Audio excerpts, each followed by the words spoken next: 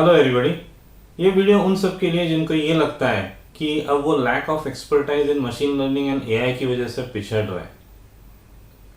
अब ऐसा तो है नहीं कि आपको प्रोग्रामिंग नहीं आती। आप सालों साल से फ्रेमवर्क्स पे काम कर रहे हो, बिना फ्रेमवर्क पे भी काम कर लेते हो।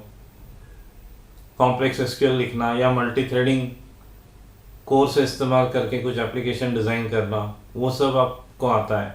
पर फिर एमएल एआई में क्या हो जाता है? ऐसा भी नहीं कि आपने कोशिश नहीं करी होगी, बार बार किताब उठाई होगी, थोड़े दिन सीखा होगा, लॉस ऑफ इंटरेस्ट छोड़ दिया। कुछ ट्यूटोरियल्स देखे होंगे, कुछ कोड इम्प्लीमेंट भी किया होगा, but again loss of interest, कहानी ख़त्म। तो उसके पीछे रीज़न ये है कि एक तो इनिशियली बहुत सारी टर्मिनोलॉजी, फिर मैथ। चलो मैथ तो आपको आता है, वही 10th 11th 12th का, ठीक है, भूल गए होंगे तो वो लेक्चर या बुक पढ़ते पढ़ते याद आ जाता है।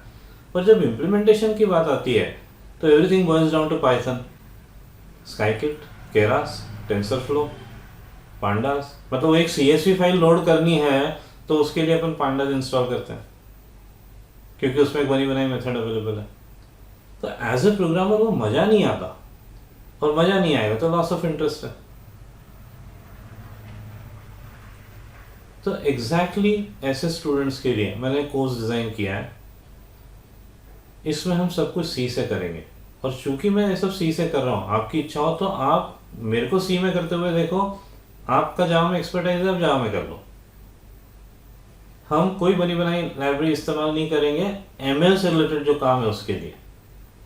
हाँ, एक जेपीजी फाइल को लोड करना है या पीएनजी फाइल को लोड करना है तो उसका डेटा स्ट्रक्चर में लाने के लिए ज़रूर एक लाइब्रेरी यूज़ होगी, वापस से डेटा स्ट्रक्चर से जेपीजी बनने के लिए, क्योंकि उसके इनकोडिंग डिकोडिंग में अपना कोई इंटरेस्ट नहीं है।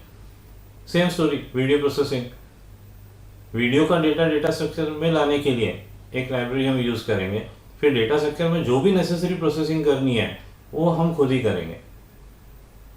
तो इससे चीज़ें बिल्कुल साफ सुथरे तरीके से आपको दिखाई देगी। मतलब यू कैन से कि ये देखो डेटा लोड हुआ, लोड होने का कोड हमारा सीएसवी फाइल से डेटा सेट लोड हुआ मैट्रिक्स में, फिर उस मैट्रिक्स को स्प्लिट किया, वो कोड हमारा, फिर उसमें से एक कॉलम काट के एक अलग वेक्टर बनाया, वो कोड हमारा, फिर एक दूसरा वेक्टर लिया, उसको कुछ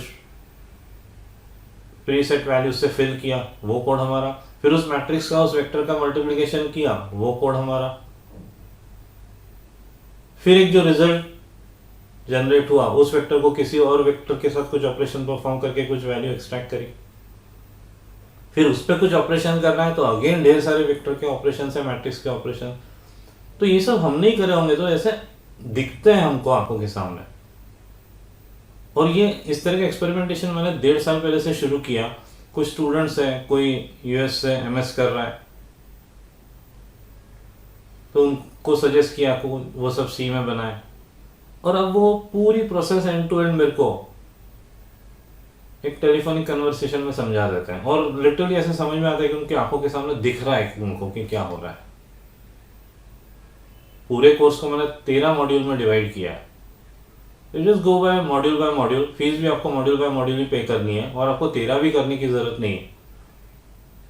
आप किसी के साथ भी एमएल एआई पे बात कर सको, इतना काम तो आपका 5 या 6 मॉड्यूल्स में हो जाएगा, और आपको सारी चीज़ें इस तरह से रटा जाएगी कि वो खून का हिस्सा हो जाएगी। थोड़ा सा टाइम देना पड़ेगा, वो ऑब्वियस है।